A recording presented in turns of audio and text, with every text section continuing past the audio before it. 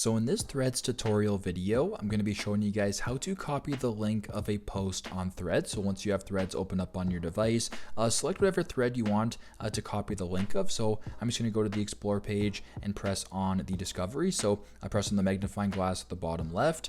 Then under the search bar, how would I search up Instagram to find the Instagram account? Then once you're here, if I wanted to copy their latest post, for example, or their latest thread, I'm going to press on the thread right here. I am then going to press on this arrow, so where these four options are, where the like button is, go all the way to the right and press on the arrow, and then go to where it says copy link.